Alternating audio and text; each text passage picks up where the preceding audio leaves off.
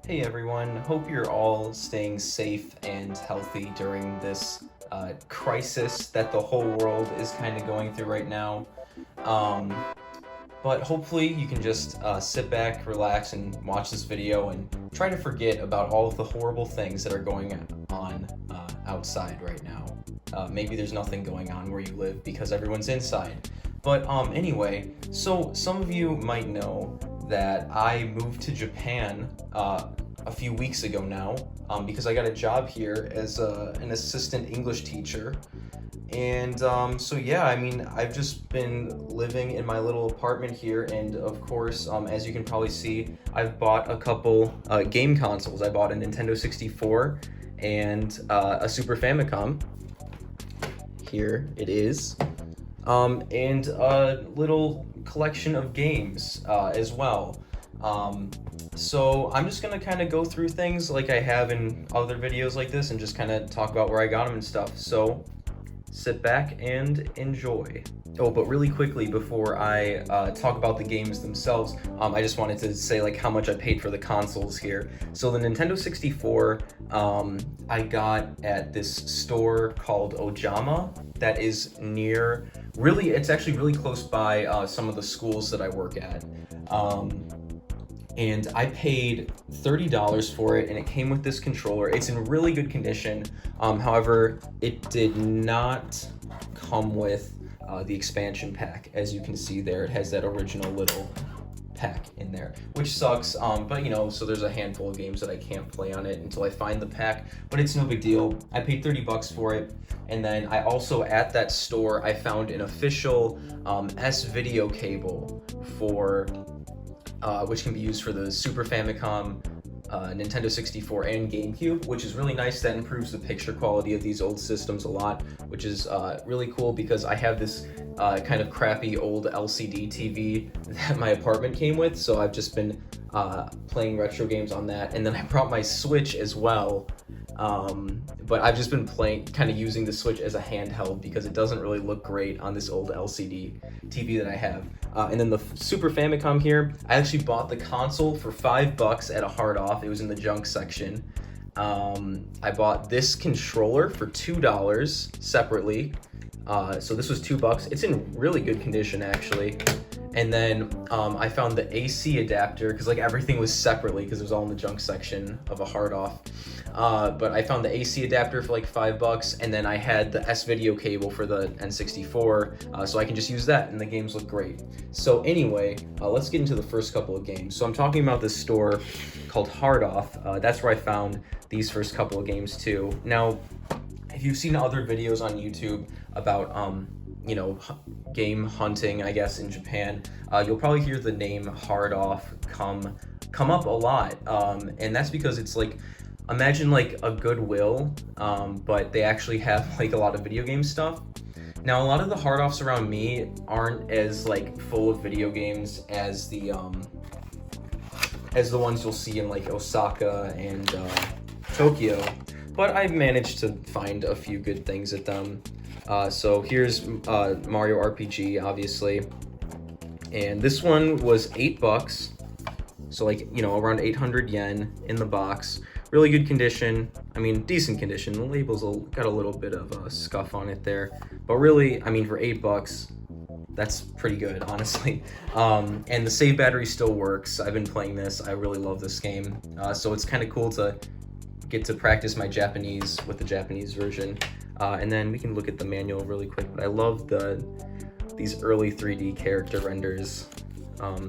But yeah, Mario RPG is a great game. I feel like it's often overshadowed by Paper Mario and the Mario and Luigi games, but this game was really good. Also, Luigi appears nowhere in this game, but he is all over the manual. I kind of wanted to talk about that. There he is again. Yeah, Luigi is like the star of the manual. Look, he's even looking at the map here, but he's nowhere to be found in the game. I thought that was interesting, and I've always wondered, ever since I saw this, if Luigi was in the US manual, because I don't have, you know, I only have the cartridge of the US version. So if someone knows the answer to that, is Luigi in the US Mario RPG manual, please let me know in the comments because I'm genuinely curious about that. All right, and next up, as you probably saw already, is A Link to the Past. Now, this one I also bought at that same hard off. Now it's a little bit beat up, but I paid I think like $12 for it. And finding this game in the box, you know, in Japan, you're gonna be on average paying a bit more. So I didn't mind to kind of take the hit in overall like box quality, because I mean you're still getting the box, and like as someone who has lived in America for, you know, their entire life up until this point, I'll take a boxed Super Famicom game over no box any day, no matter, you know, what the condition is. So yeah, here's the Japanese Link to the Past manual. I really love this rendition of Link. It just looks like super cool, like, you know, 80s and 90s anime art style. I really like that a lot. But yeah, there it is. There's what Zelda looked like in this game. I really wish we got like an OVA that looked like this, but love that artwork. But yeah, there's the Japanese version of A Link to the Past. So, oh wait, hold on. We gotta look at the monster designs. Man, they do not make manuals like they used to, that's for sure. Anything else? Nope. Oh. Little history lesson about the 2 previous Zelda games. And there you go. All right, let's move on. Okay, and I must have been getting really excited or something, because for some reason I just opened this one off camera. Opened it up off camera, excuse me. But this is, in Japanese, it's called Super Chinese World 2. Super Chinese World 2. Sorry for the katakana accent of reading. Sorry, that doesn't even make sense. Katakana is one of their alphabets, but Super Chinese World 2. We got one of these games in the States. I believe it was the first Super Chinese World, but they didn't call it Super Chinese World in America. It was called either Ninja Bros or Super Ninja Bros. It's one of those for sure. And I don't know if they localized the second or third game, or if they did just localize to the first game. Because I know I'm like 90% sure we only got one of these, but in Japan there are 3 of the Ninja Bros games, or Super Chinese World games, on the Super Famicom. And these games are just like they're like action RPGs. That you're like going around on an overworld, and then but when you get into a battle, it turns into like 2D action beat 'em up kind of game. So, you know, not many people probably care about this too much, but I saw it, I was like, $10, it's in the box. I said, I'll try it out, and it's just a quirky little game. Kind of reminds me of the Mystical Ninja or Goemon series, but yeah, so there's that. And then next, oh, so sorry, these games aren't from Hard Off. It was just those first 2 games that were from a Hard Off. This is from a store called Ojama, which it is just specifically a retro game store. It's right by where I work, so like on Fridays, you know, I'll be like excited that it's the weekend and I'll stop there on my way home. And their prices are decent, you know, not as low as you're gonna see in a Hard Off, because this store is specifically a retro game store, but their selection is amazing, and like you're gonna find what you're looking for there. It's probably like the closest thing to like a Akihabara store that I would find in my prefecture here. So here's Donkey Kong Country. In Japan, these games were called Super Donkey Kong, but we can open this one up. And so some, like, I don't know if it was only first party games or what, but they come with this kind of like card. It's like a thicker kind of piece of paper, and it always has like cool artwork on it, and it always shows the controller and like what all the buttons do. Yeah, and just like basic controls for the game. You see the animal buddies there. But so some games have that in addition with like a full manual. But here, I'll set this down. But I just love how colorful the Japanese Super Famicom boxes are. Yeah, I love the Donkey Kong Country games. The balloons are so funny. And I love this render of Donkey Kong. It's just, I'm so nostalgic for that. Every time I see that, it reminds me of the Donkey Kong Twitter account where he was like, in 5 days I will collide with Earth or something like that, and he, I don't know. But it's so good. I love this art. I love these games so much. Honestly, I love all three of them. I don't really think I can say I have a favorite out of the original trilogy of games, but you will notice that I went from here, Donkey Kong Country 1 to 3, and that's because they had a ton of I should mention, I paid, I think it was $8 for Donkey Kong Country 1, and then I think this one was also like $8. So I mean, really good prices. You can see this was like the original price sticker here is probably like 6,000 yen or something like that. But here's Donkey Kong Country 3. And the reason why I didn't pick up 2, they had plenty of copies of 2, but all of them had a sticker on them saying no manual. And I was just like, like, it's not like, you know, the Donkey Kong games are rare or anything. So I was like, you know what? I was like, I'm gonna pass on picking up 2, even though I know that's like most people's favorite. I was like, I'll pass on picking up 2 just because, you know, I'm sure I'll find it again somewhere else because it's not rare. And I'd prefer, if I was going to, you know, buy all these games in their boxes, I'd prefer it to have the manual. So yeah, here's Donkey Kong Country 3. Definitely the black sheep of the original trilogy. But I still like this game. I like this game a lot. I remember when I first got into collecting games as a kid, when I was in like early high school, probably like my freshman year of high school, it took me so long to find a copy of Donkey Kong Country 3. It wasn't that, like, I don't think this game's expensive in America, but it just wasn't as common as the first two, and it was just like years that it was years before I actually found just a cartridge of Donkey Kong Country 3. So I'll always remember this game as, you know, one of those games I was always looking for as a kid and just could never find. But now I have the Japanese version and I have my cartridge back home in America too. So give me just a second and I'll get some more games out here. All right, now these last little bunch here are also from that store Ojama I was just talking about. This is Fire Emblem. I think they fan translated the name to Mystery of the Emblem. Wait, is that right? Well, yeah, I think so. This is the one that is like the remake of the original, but then they added like a whole second half to it or something like that.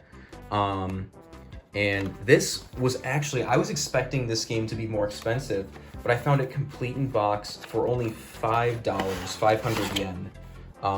So I was like, yeah, of course I'm gonna pick this up. I really love the classic Fire Emblem games. Let's see, my first Fire Emblem, actually, well, my first Fire Emblem game was actually Shadow Dragon on the DS, the original DS, which was a pseudo remake of this game, which is a remake of the Famicom game. So I'm really nostalgic for this remake, which was remade again or something like that. But it is, you know, but there's a really good video I saw explaining what this game added, and then Shadow Dragon on the DS took things out or something like that. So I'm excited to play this version of it. I was super happy to find it in the box because when I was studying abroad in Osaka, I never found this game in the box. I think I might have seen it at like a Super Potato or something, because, you know, Osaka is another like really famous city in Japan for their game collecting scene, but I think it was like $50 and I paid $5 for this one. So I was really happy to, you know, see that. And then here's one of my favorite little hidden gems, I guess you could call it, but I mean, a lot of people know about this game. Kirby's Dream Course, or in Japanese, it's called Kabi Bowl. Oh, Kirby Bowl, like bowling, I guess they called it. So I love the artwork on the Japanese version here. Classic King DDD. All the Kirby friends are there, and enemies, I guess. But yeah, super colorful box. I really like this one a lot. And this one I paid, I think this one was like $13. Sorry, I hate the sound that these make when you pull them out, but you know, I need to show you guys the manual. So just some really cool like storybook style artwork in here, really cute. But yeah, this game is really fun. I remember as a kid, I was always like, man, I don't want to play a Kirby sports game, because like it's like golf basically. I would always see this one at game stores and stuff as a kid and be like, oh, Kirby, and then I'd be like, oh wait, it's not an actual Kirby game, and I would be really disappointed. But this game has definitely grown on me over the years. It's a lot of fun, and if you, honestly, I wouldn't even say if you like golf, play it. If you just want to have a fun time, play this game. It's really fun. It's not just a golf game. It's a Kirby spin-off game that plays like a golf game, kind of. But yeah, so I was really happy to find this one in the box. I don't know if this one's getting expensive or not, but I mean, they had a few copies of it there. So I, picked this one up for, what did I say, like 12 bucks. So not a bad deal at all. Okay, I've got two more Super Famicom games left to talk about, and then we'll move into Nintendo 64 stuff. So first up is Super Bomberman 3. I really like the Super Bomberman games. I would play them all the time when I first figured out how to use emulators on my computer back when I was a kid. And I would always play the Super Bomberman games. They're super cute. I love the art, and then just the in-game sprites. Oh, I actually never looked at this before. Just a straight up manga in here. That's awesome. Oh, it's over. But these games are really cute. They're really fun. Oh, there's more. Oh, this is so cool. This is such a good manual. You're getting my live reactions to it. But I've actually, so honestly, out of all of my out of all of the Super Famicom games I've bought here so far, this one I've been sitting down and playing the most. I'm trying to actually beat it. One of my goals while I'm in Japan is going to be to actually beat more games, specifically retro games, because I feel like, so many of us collect retro games, and we'll sit down, play them when we first get them for a bit, and then just be like, okay, on to the next thing. But I'm going to actually try to beat more games. That's going to be my goal for 2020, I think. And then this one was still in the plastic wrap too, which is cool. It wasn't sealed, of course, but they just kept that, which I thought was nice. But yeah, I really like the Super Bomberman games. This is like a little poster. Yeah, I would always emulate these. So it's like, even though I didn't grow up with them necessarily, I mean, because I'm 23 right now. So like, when I say when I was a teenager and I would emulate these games, like, it really wasn't that long ago. But this is really cool. The Bomberman multi-tap, so you could play with 4 players. But yeah, I know I've probably just said this 100 times, but yes, I used to emulate these games all the time.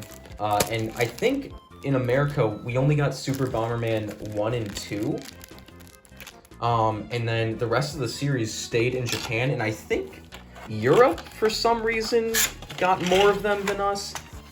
And I think Super Bomberman 2 in Japan is actually, or sorry, in America, is actually kind of expensive these days, but I think the first one stayed low in price. But then in Japan, the first Super Bomberman is like the most expensive one for some reason. And then speaking of Super Bomberman, here's the 4th one. I think there were 5 total, maybe 6, but I'm pretty sure only 5. But they didn't have 5, and then 6, I'm not sure if that actually exists or not, but I know there's at least 5 for sure.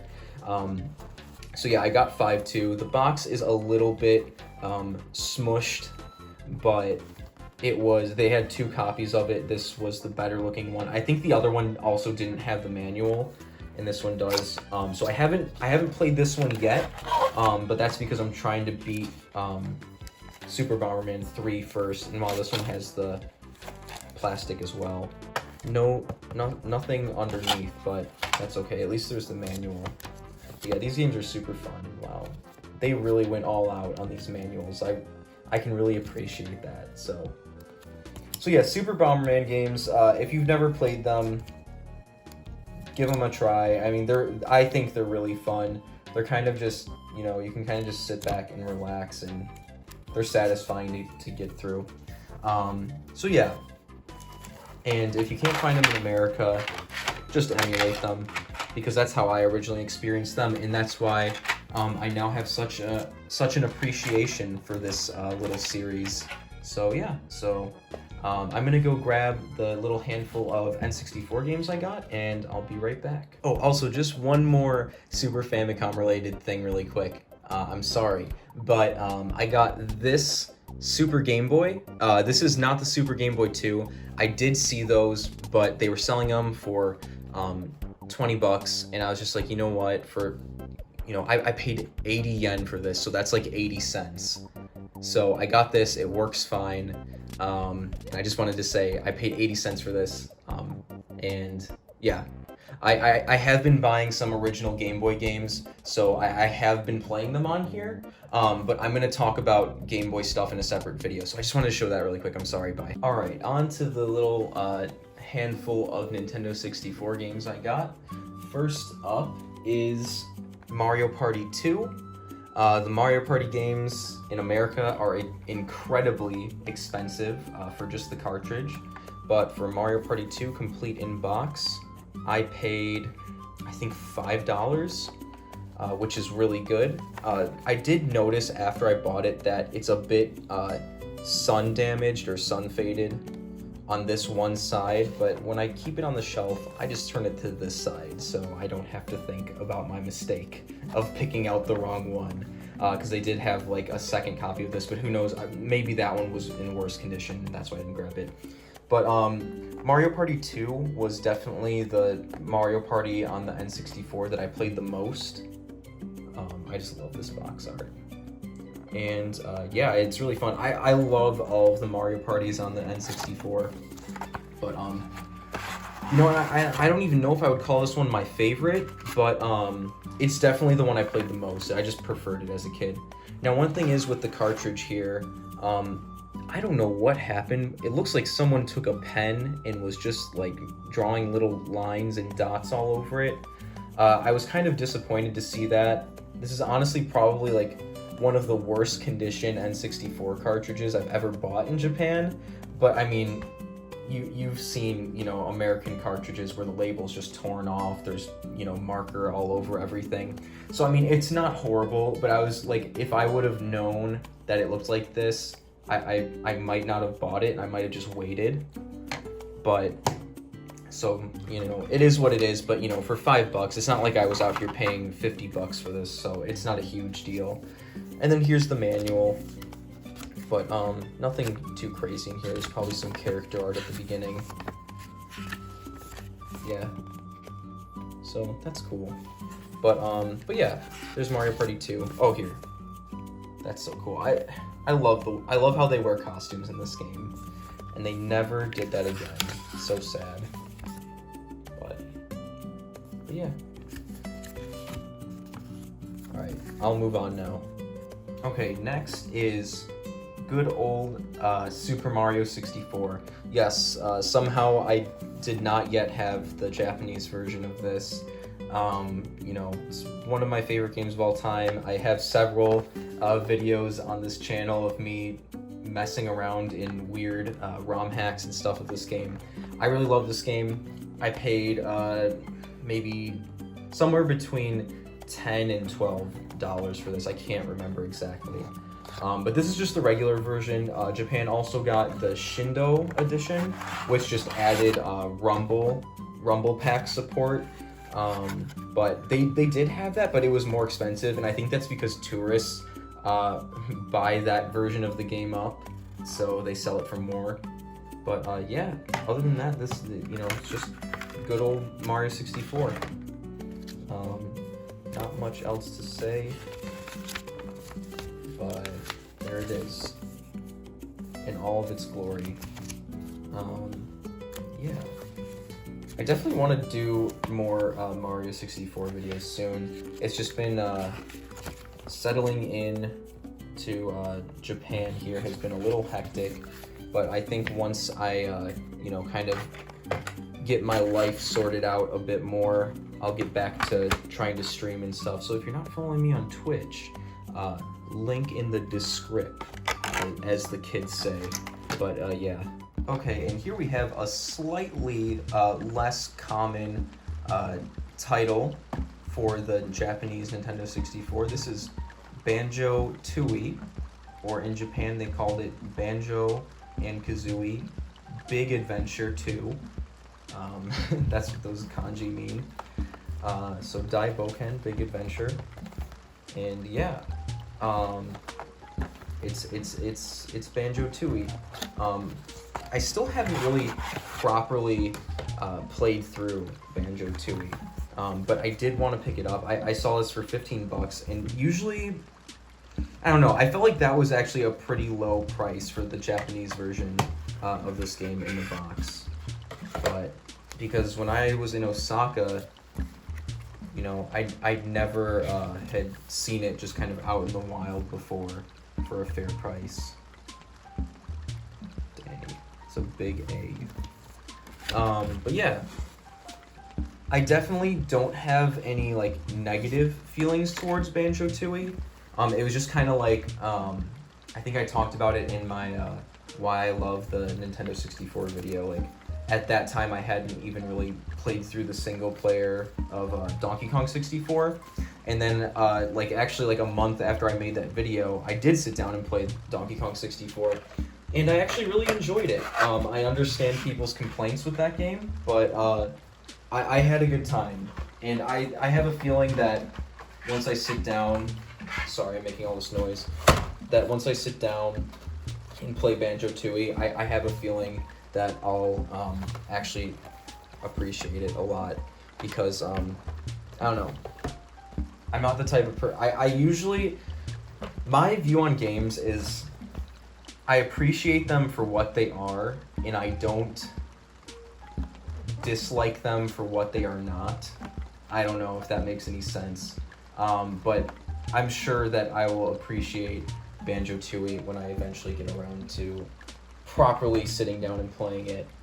But as of now, that hasn't really happened yet. But I think I'll like it. But anyway, I'm just gonna go right into the last Nintendo 64 game I have here, and this one is very special to me because, well, you'll just see. It's the first Animal Crossing game for the Nintendo 64. So I've talked about this before, but I feel like more people know this now.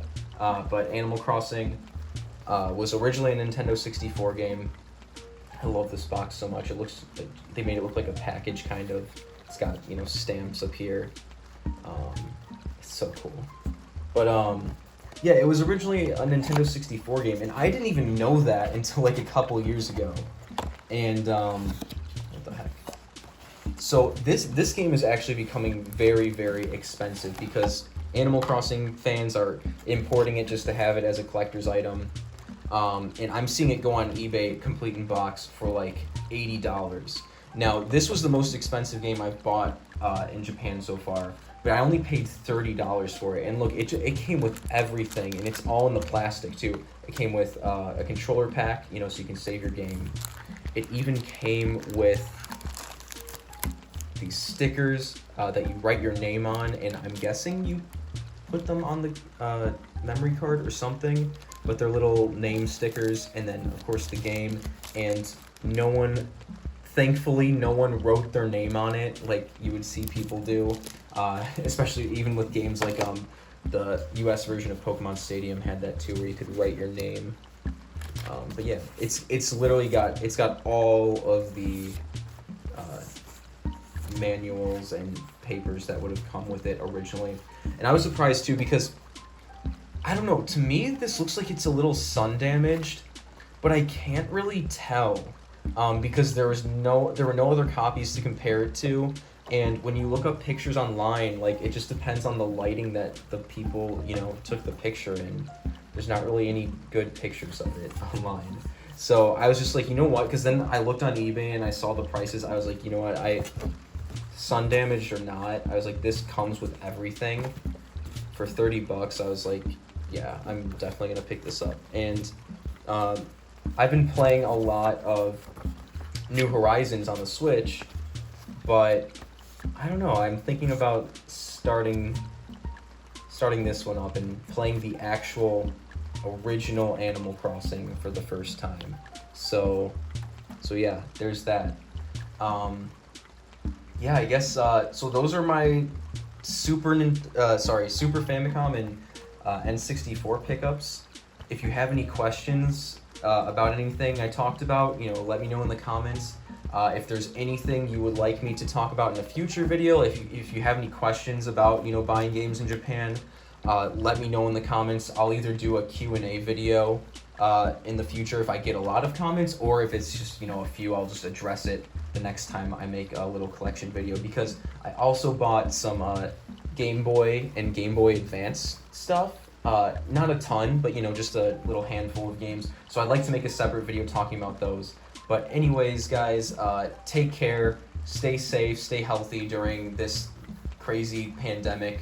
I'm okay out here in Japan. Things are kind of starting to get taken seriously. Like, for example, I said I was an English teacher, but I've been going to work and, students still aren't there, so I've just kind of been keeping my desk extra warm, just sitting there. So yeah, guys, take care. Let me know if you have any questions, and I'll see you in the next video.